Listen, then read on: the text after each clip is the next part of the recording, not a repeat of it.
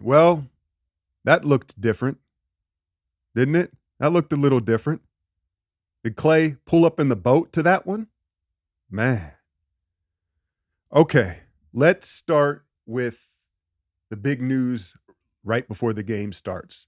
JaMychal Green is starting in place of an under-the-weather Kevon Looney. Now, to me, tinfoil cap, it felt almost like some mind games and some optics from the Warriors side. Now, hear me out. Kevon has played so well, right? You could argue he was the second best player against Sacramento, and he has become this cult figure amongst Dub Nation, right? We all appreciate him, but yet he's still almost underappreciated, right? And so to ask him to come off the bench, you don't really want to do that. I mean, it's just not a good look. So optically, they're like, hey, Loon is under the weather, but he can play the 20 minutes that he kind of already plays, right? And so, perhaps that again was just an optics move, and the plan was really strategically to start JaMychal Green for his spacing and his shooting. But maybe I'm reaching. Hey, maybe Loon Dog, had the bubbles and it happened, right? I had just said last week, I was like, listen, a lot of these adjustments that happen throughout the playoffs, you kind of stumble into them. They're out of necessity. They're not something that you're just trying out. It's like you're forced to do it, and what do you know? You've found something. Let me tell you about today's sponsor, AG1. I've been drinking it for about a month now, and I know a lot of people use it as a drink first thing in the morning. But what I've done is I'm using it pre-workout and replacing that routine.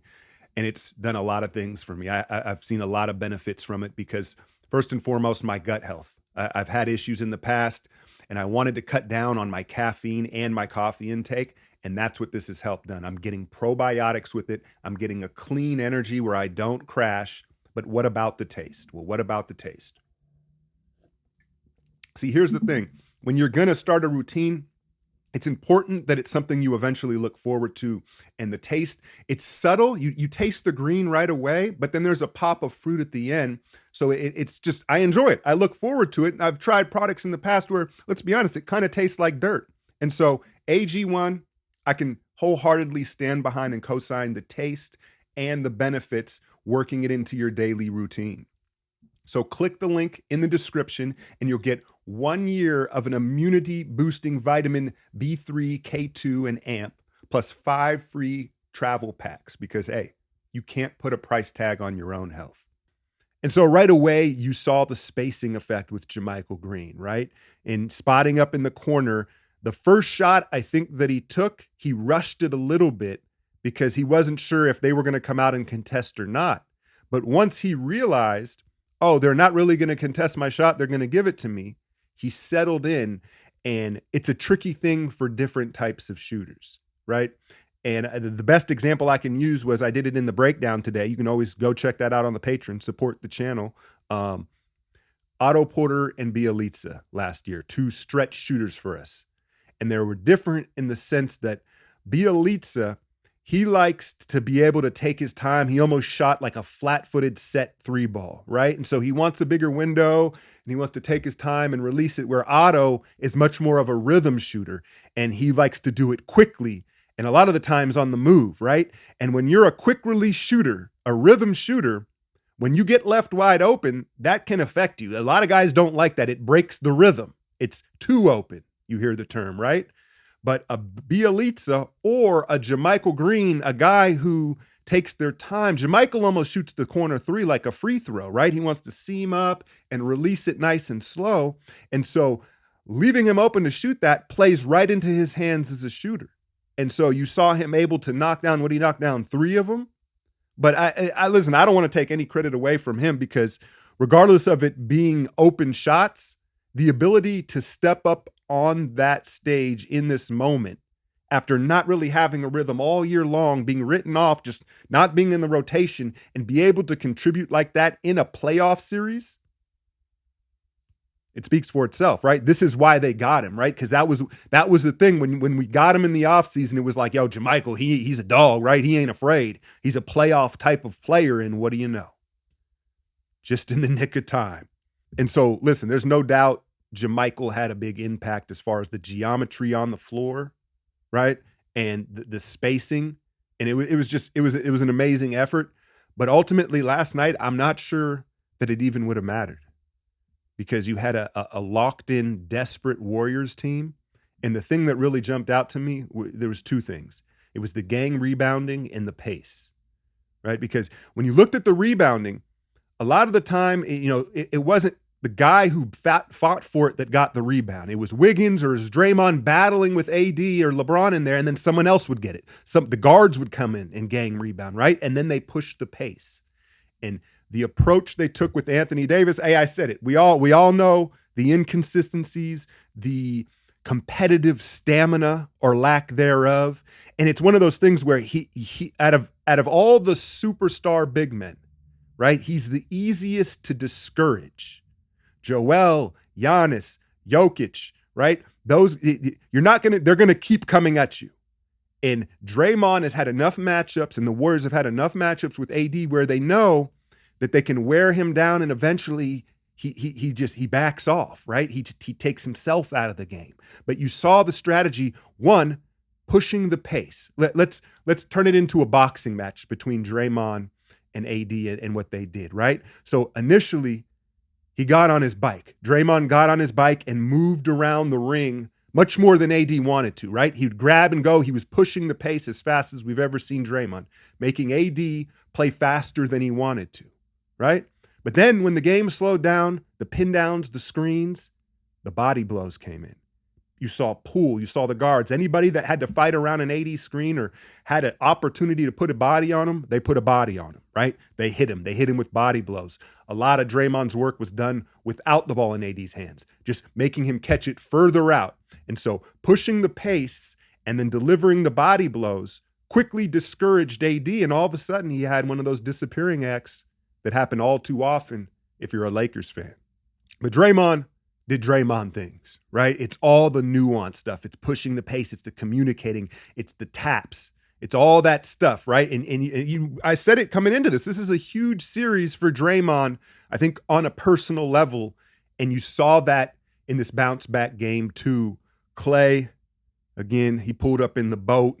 And I think the impressive thing about last night's performance was at 8 threes.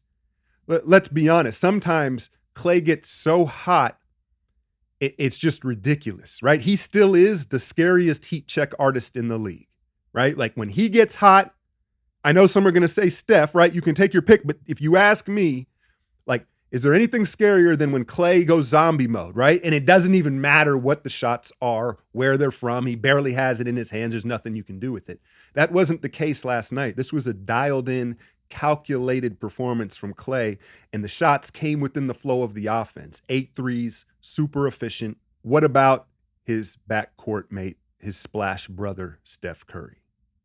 Look, there are a lot of dudes in the league that can cook, right? But that's the difference when you have a chef. A chef can give it to you however you want. And you saw Steph come out and understand, I need to distribute. I need to distribute here. What do you have, 13 assists? That's got to be near a playoff career high for him, right? And it's one of those things where, listen, all these guys want to win. All these guys, I got to want to win. They all want to win, but most of them want to win only on their terms, right? And Steph, that's the difference. Listen, the shot is what takes the roof off his ceiling as a player. We know that.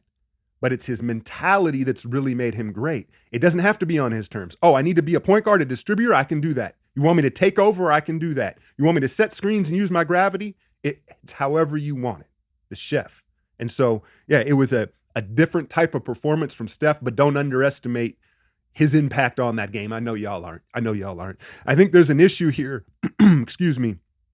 Look, as good as Vanderbilt is as a big defender on Steph, you know, when you look at a Davion Mitchell, a Fred VanVleet, and some of these guys that in the past have kind of bothered Steph, again, they're the fire hydrants, dude. And they're the guys that can get under his hips and get into his body and really they disrupt his rhythm by taking away his dribbling, his ball handling. They disrupt his ball handling rhythm because they're little, strong guys that can invade his space, right?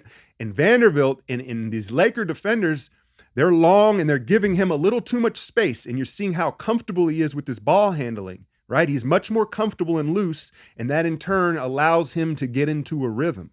Let's talk about Moses Moody.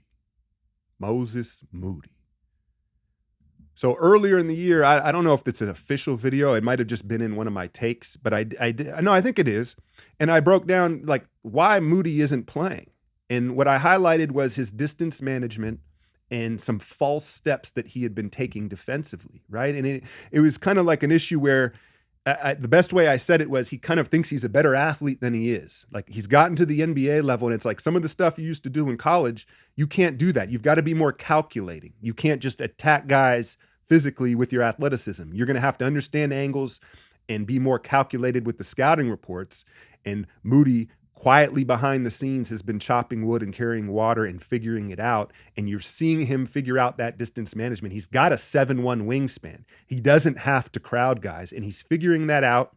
And I haven't seen false steps, particularly fighting through screens. Instead of that false step one way and then getting around, it's like it's the same thing when a guy is in the corner and they pump fake and take that step out of bounds to drive. It's a false step backwards. And Moody was doing that going over screens. And now he's not doing that. He's stepping up and getting over or fight. He's efficiently moving his feet, right?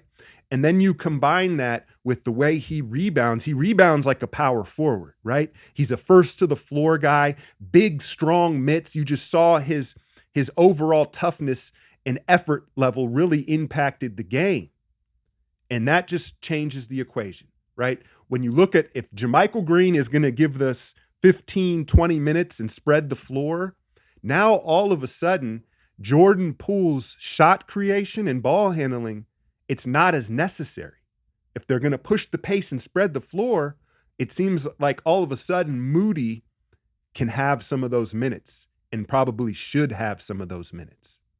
Right? I'm not even good. Y'all saw how Poole played. It is what it is. I'm not here to talk about it. I'm sure he's going to look to bounce back too. But I think moving forward, specifically in this series, if they're going to open it up and play that fast, I think Moody very well could be and should be the first guard off the bench. What else? Donte DiVincenzo has finally entered the chat.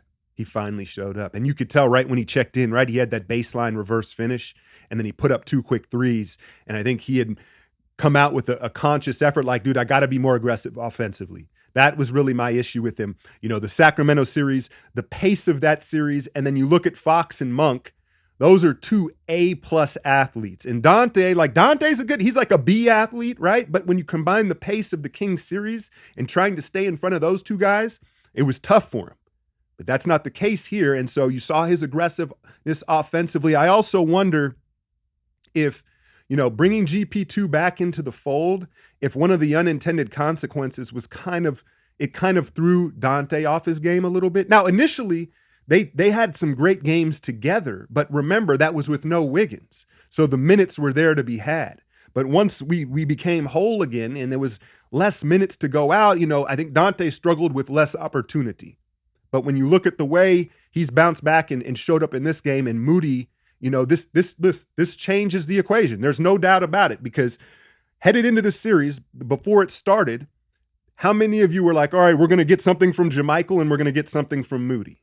Now, you might have said Moody, right? You might, he had showed glimpses, but I don't think we were sure that he was going to get enough opportunity. But that changes the equation and matchups of the series. It's just an obvious thing. Let's not lose sight of things, though, right? Because ultimately, Laker fans, right, you're saying, well, hey, we did what we were supposed to do. We came up to San Francisco. We stole one. It's split. Bron and AD ultimately didn't play that many minutes, right? Last night, they didn't play that many minutes. And so they got to still feel pretty good about the situation. And they have cards to play. Right? The depth of their roster, I should say LeBron has cards to play. I don't know if Ham's making any decisions. I'm going to keep it real with you. But, here's what it is. It's in their backcourt. You've got D'Lo, Reeves, and Schroeder, right? Now, Austin Reeves, it seems like he's kind of having a welcome to the NBA moment here against Killa, right? You saw the same thing happen with Herter. You chasing these guys around and then having the legs on the other end. Not easy. Not Not with the lights being this bright and the intensity. It's the adrenaline drains you if you haven't been on the stage. Listen to me, man. I've been there. I'm messing with y'all. But yeah, so who do they have sitting, waiting in wait? You've got Malik Beasley and you've got Lonnie Walker. And for whatever reason, they've fallen out of the rotation. These are guys that they relied on heavily throughout the year at times. And if the game is going to get spread out and played a lot faster, like it was in game 2, those are guys that excel in an up and down pace, right? They're better athletes than Reeves or D'Lo. Schroeder, you know how quick he is, right? But Malik Beasley is an irrational confidence guy. He's not going to blink on this stage or taking big shots, right? And then Lonnie Walker is an interesting guy because I just talked about Steph being very comfortable with his handle, right? Walker's a guy, an athlete that might be able to disrupt him a little bit more. I think the issue with those guys is defending off the ball, and all that action is where they have mental errors. But those are the cards the Lakers have to play. Do they dust off Mo Bamba, a stretch big, and match him with Looney's minutes, right? There's options for them. I think that Ham and LeBron would like to play Rui more, but the issue with Rui is he can't guard the perimeter, right? He has to guard in the paint. He has to play power forward. And so in turn, he can only really be out there with one of AD or LeBron. So yeah, man, I can't front. You can probably tell from my energy in this video, I'm feeling pretty optimistic. But again, it's 1-1. Let's not lose sight of it. But yeah, that looked different. That certainly just was it was a beatdown. It was a beatdown. And so every other day, Saturday back in Los Angeles, that's the other thing that I wanted to make mention of. And you see, this is why I try not to focus on the refereeing and the whistles too much, is because they usually try to even it out throughout a series, right? And you saw the contrast from game 1 to game 2, but I would expect the whistle to flip game to game in this series, because let's be honest, the NBA wants this to go 7. There's no doubt about it. And so if you operate under that theory, game 3 in Los Angeles, probably be a lot of early fouls, and the Warriors are going to have to fight through foul trouble. But now I think there's more cards to play for Steve Kerr with the JaMychal Green, with the Moses Moody, right? One last question for y'all. Why has Denver and Phoenix got 3 days off? They hadn't played since Monday, where every other series here in the semis has had to play every other day. Was this an arena issue? It seems unfair to me. I don't know, but maybe I'm getting ahead of myself. As a Dubs fan, Dub Nation, I think we need to be pulling for our old friend Slim to at least pull 1 or 2 of these out, so Denver isn't sitting at home for 10 days before they meet whoever comes out of this Warriors-Lakers match. Anyway, I'll be back with more takes after game 3. Hit that like, share, and subscribe. I'm out, y'all.